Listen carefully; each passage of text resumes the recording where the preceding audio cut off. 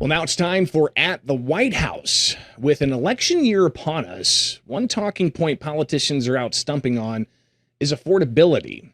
And you've got a frequent critic of President Donald Trump heading into the midterms, being Illinois Governor J.B. Pritzker earlier this week. He took an opportunity to blast the Trump administration with some pretty harsh words. A president of the United States that is attacking the people of Illinois and the people of the United States, particularly working families. And literally billions of dollars have been taken away from people in our state. We've seen these massive tariffs that are affecting people at the grocery store, when they're going to buy a car, everything else in their lives. Costs are going up. And then we've got this war that's raised the cost of gasoline for everybody. Now, the governor obviously addressing the conflict in the Middle East. Well, Center Square's Washington, D.C. Bureau Chief Sarah Roderick Fitch was with the president yesterday in the Oval Office, and she got an update from the president about where we're at in that conflict. Are you concerned at all that the ROGC could sabotage any potential deal? Anything can happen, you know, when you're dealing with Iran, but when you're dealing with other countries. But that's a very volatile part of the world, probably the most volatile part of the world. The people are volatile, the leadership, you see what's going on. By the way, just to finish off on that, we had the strongest stock market in history, and I said we have no choice, we have to do it. I knew it would affect it, but I was very happily surprised when I saw that today we hit another stock market high. I mean, we have the highest stock market in history with a military conflict going on, or a war. Some people call it war, some people call it a military. It's not a big thing for us. We have a great military. It's not a big thing for us. But if I didn't do that, I spoke to people like Peter, great financial people, Scott and Howard and lots of others. I said, you know, we just hit the greatest stock market in history. Everyone's 401ks are the highest they've ever been. Everybody's making a lot of money. Costs are coming down. You know, we took over the highest cost and the highest inflation in the history of our country. Costs are coming down. Everything's good. And I hate to tell you this, but we've got to take a little detour and go down to a place called the Islamic Republic of Iran, and we're going to have to stop them from having a nuclear weapon. That's what we've done. And they've agreed to that. By the way, if they signed the agreement, they will have agreed to, we will not have a nuclear weapon or bomb. We will not develop one. We will not buy one. You know, originally it was we will not develop. I said, what about if they buy? That went into a 2-week negotiation. But in the end, we got that. Now, we got it if they signed the paper. In theory, they're pretty close to signing a paper. We've actually gotten along with them very well. And you know what you saw for the last few nights? It takes two to tango. You understand that. Now, the president talking about how the economy is still resilient while the ongoing negotiations to end the conflict in Iran continue. Elevated gas prices still impacting taxpayers and those filling up at the pump day by day. But the president, he was also discussing a variety of other things in the White House yesterday, including public safety. The president went on to question those in particular, like Governor J.B. Pritzker and sanctuary state policies, plus a reluctance of local authorities to work with federal officials to focus on public safety. Here's the president. If I didn't get elected, we wouldn't have a country. We really wouldn't have a country. This country would be finished. But I see what's happening in Los Angeles. I see what's happening in New York. Where I look at Chicago, you have a stupid governor, a dumb governor, a really dumb guy. I know him well. He's a failure in his family, Pritzker.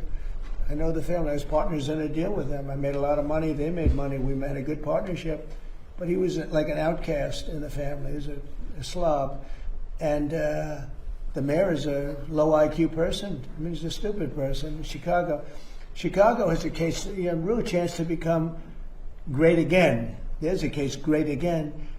Oh, by the way, in Louisiana, what I've done there is unbelievable. Because the governor, Jeff Landry, called. He said, you got to help me with New Orleans. We have a tremendous crime problem. And I sent in our really talented people, including National Guardsmen. And they did it unbelievable. They had the safest, they said they had the safest, we just ended about 3 weeks ago.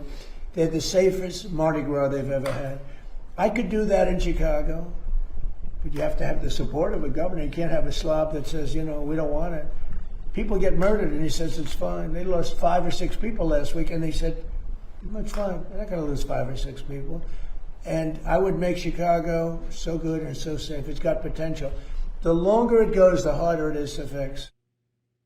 Now, the ongoing spat between Illinois Governor J.B. Pritzker and President Donald Trump expected to continue as we get closer to the midterm elections, where the governor is up for re-election, but a lot of anticipation as to whether he's going to decide to run for president in 2028.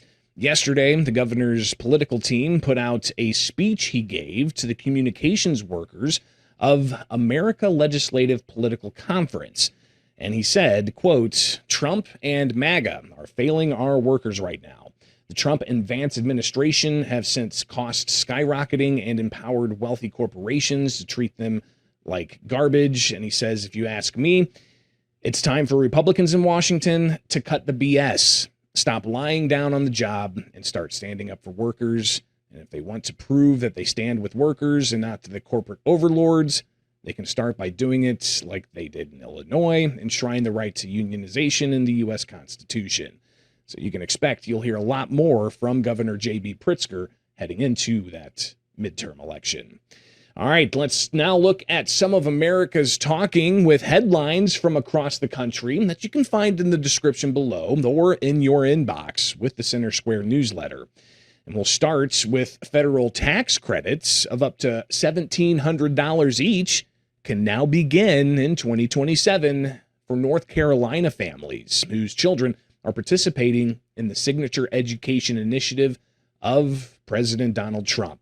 The Educational Choice for Children Act, known as House Bill 87, late Wednesday afternoon, got a 30-19 votes override from the Senate.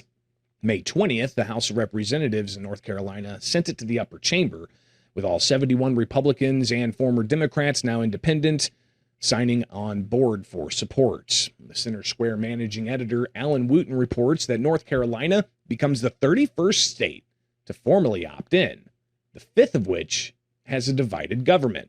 This means 2 legislative chambers and the governor's office are not the same party. 23 are Republican trifectas, and 3, Virginia, New York, and Colorado, are Democratic. In the wake of the nation's first ban on AI nudification apps passing the Minnesota legislature, the Center Square reporter Julia Kramer reports that Pennsylvania legislators working hard to keep up with their own bill that'll address the harmful and rapidly developing deepfake technologies.